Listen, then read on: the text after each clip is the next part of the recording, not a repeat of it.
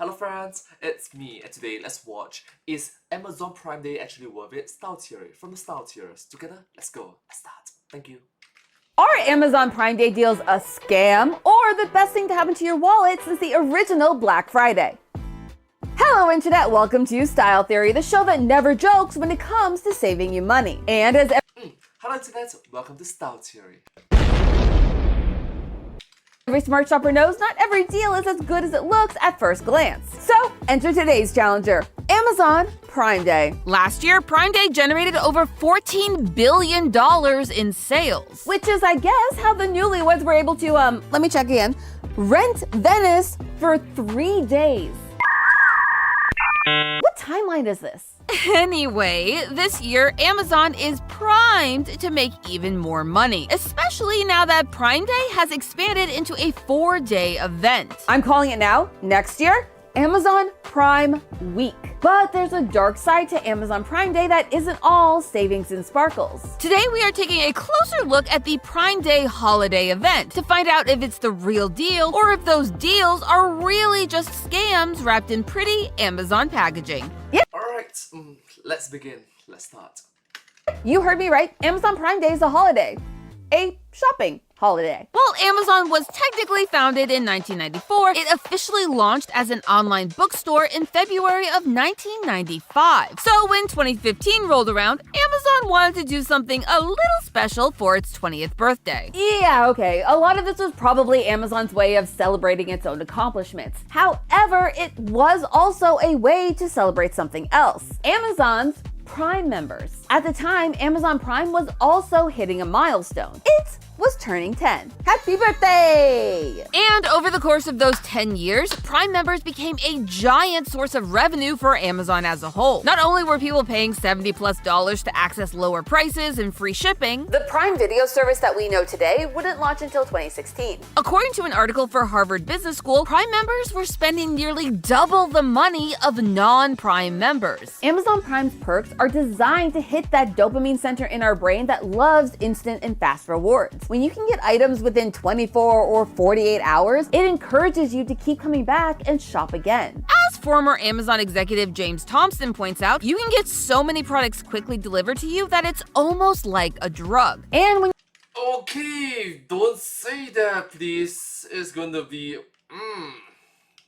you're paying a premium to get that service, it makes you want to get your money's worth, which is a mentality that encourages you to spend more in order to make that premium price worth it. In 2015, Prime was bringing in roughly $4.47 billion on subscriptions alone. And by 2023, it was over $40 billion. That's more than 14 times the revenue of that first year. And it was more than Amazon had made from its Black Friday sales the previous year. So yeah, making those customers feel special was a small price to pay to keep them happy and keep them subscribed. And of course, it gave unsubscribed people a reason to test out their Prime service. I mean, despite what we know now, at the time it was a huge gamble. There was no guarantee that Amazon would recoup the losses of this once-in-a-lifetime celebration. But clearly, it paid off. The first Prime Day ever brought in just under $1 billion of profit and hundreds of thousands of new Prime subscribers. I know, big numbers are big. But I can't stress to you enough how much this changed everything. Like, literally everything. Not only did Amazon succeed in proving that people would show up for savings, it created a new shopping holiday event, where other events like Black Friday, Small Business Saturday, and Cyber Monday all tried to cash in on that last-minute shopper. Prime Day, as one of the few summer sales events, and the one to do it the most successfully, it didn't really have to compete with other retailers for attention. Until it did. Because it turns out that when you launch a brand new holiday shopping extravaganza, everyone wants a slice of that money pie. Amazon was a true influencer, and soon everyone from Target and Walmart to Temu and TikTok Shop have started their own summer holiday sales event, all of which are centered around Prime Day, with the goal of cashing in on customers' plans to spend big while savings are high. But while that first Amazon Prime Day was a celebration of savings, over time those savings have turned kind of sus. Come closer. There's a rumor going around that Amazon might be faking you out when it comes to how good those savings are on those Prime Day deals. But you want to know what isn't fake? How hungry filming these videos actually makes me. I'm very much a power through until I'm done kind of person, so having to stop to put together a meal mid-shoot can kill my momentum, which is why I wanted to find a service that could take the prep out of my meals while still giving me the fuel I needed to keep going. And I got that with Factor, our partner and MVP for making this video happen. Factor has taken the stress out of my meal planning, and it's done it with fresh, never frozen foods that keep me going through long shoot days. And you get to pick what you get from their constantly changing menu. I mean, no one likes to get bored by eating the same meals day after day after day, right? My favorite from this week's selection was their 3-bean vegan chili. As a vegetarian, finding a service that will not only cater to my diet, but make it tasty and filling as well is rare. But Factor has made finding that combo as easy as scanning your QR code, like the one on screen right now. If you scan that QR code or go to factor75.com and use code 50styletheory at checkout, you can get 50% off your first Factor box. Plus, Factor's thrown in some free shipping as a little cherry on top of that sweet discount. A discount, by the way, that, unlike some other discounts we'll be talking about today, is actually the real deal. My recommendation? Use this as a chance to sample all that Factor has to offer. Besides their meals, I'm partial to their juices as an alternative to reaching for yet another cup of coffee. It's made sticking to my goal of drinking less caffeine way easier than if I'd done it all on my own. So what are you waiting for? Scan the QR code on screen or click the link in the description and use code 50styletheory today to get started on making your meals and your life a little easier. And now that I've been refueled, I'm ready to take on Amazon's so-called Prime Day deals. Thank you so much for supporting this episode from the Style Theorists. Thank you so much. Let me set the scene. You have been saving up to make some big purchases this year. Maybe you are moving into a new dorm and want to level up your space, or it's the first year that you've had your own money and you want to buy Christmas presents for your whole family. And obviously you need to pick the right one because it's the first time you've ever bought your own presents. Suddenly, you get an email from Amazon who's promising you some huge deals on items that you've been wishlisting since last year. I'm talking 30% off, 40% off. It sounds like a miracle from the shopping gods.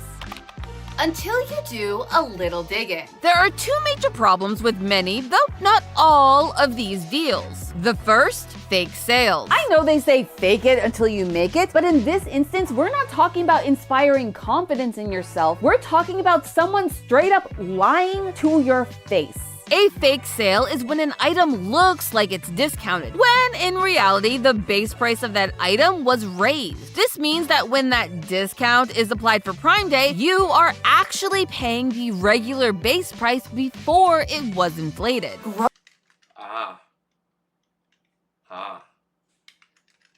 For example, in 2022, nearly 14% of the top 10,000 items on Amazon actually raised their prices by 3% for Prime Day. And then again, in 2023, you saw the Apple Watch was on sale for $329, a stated $70 off its supposed list price. Except that was a lie. You can see in this chart from Camel, which is a site that helps track prices over time, that the Apple Watch's price actually spiked to an all-time high in the 2 months leading up to Prime Day, making it pretty convenient for them to then mark it down at a huge discount. Now, it's not always this drastic. Sometimes it's a little more sneaky. Sometimes a seller, knowing that the demand for their product is likely to go up on Prime Day, may gradually increase their prices over time, so that when that big 40% off discount hits, it's actually more like 10% off when you look at the price history. TLDR, depending on the item and the seller, if you're not keeping track of that price history, you might end up paying equal to or more than that original price. And let's be honest, for the average individuals, where got time, please? then you have problem number 2, the FOMO effect. FOMO, or fear of missing out for any of you boomers in the chat, is a powerful sales trick. When something is marketed as limited edition or as a sale that's only available for a limited time, like say, only for Prime Day, it encourages people to buy things that they might have otherwise waited on, or, never have bought at all. It's a tactic that uses our brain's wiring against us. People, by nature, tend to compare themselves to other people and compare what they have to what their peers have. So the idea of missing out on something that someone else may get causes us to panic and hit that buy now button. Think about it kind of like hitting that subscribe button. You don't have to solo tap that button, but if you don't, you may miss out on fun things like new uploads or polls where we decide future episodes or how we're going to change up the decor. For instance, we did a poll recently asking what you guys associate with me, and 57% of you said killer heels, and not the blue suit of our logo. Maybe we should change that. But doesn't that make you sad that you missed out on being able to vote in that poll? And don't you want to be able to vote in future polls? Well, you can do that by hitting the subscribe button in 3, 2, 1, huzzah! Glad you're here and that you now understand how FOMO works. But Thank you so much. Subscribe. Thank you. Amy says also.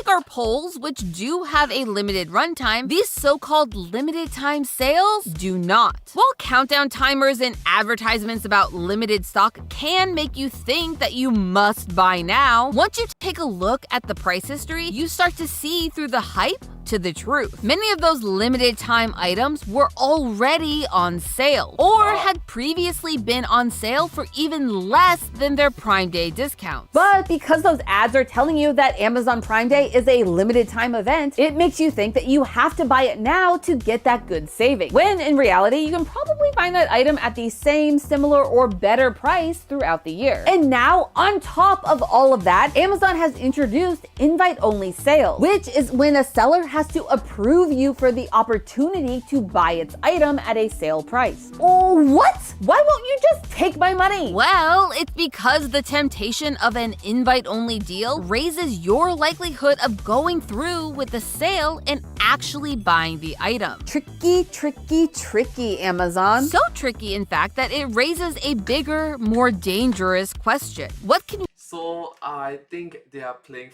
4D chess, I think. we do to stop the lies? Or will we be stuck in this price purgatory forever? It seems like Amazon and the sellers that use its platform have all the power in this situation. However, that might be a true limited time offer. Customers are getting smarter and finding tools to help them. In this episode, I've mentioned sites like Camel that help you look at an item's price history. But there are lots of tools available to help you know if you are getting a sale or being swindled. Browser extensions like Keepa help you keep track of specific items throughout the year to guarantee that you get the best price. I'm not gonna lie, it kind of sucks that it always seems to come down to us, the customers, to keep a business honest. It's a lot of pressure and responsibility, and A lot of homework that most individuals just do not have the time, the mental bandwidth, the mental capacity to do. We take it for granted that the seller is being honest and truthful and fair, but well, deception is very real, sadly.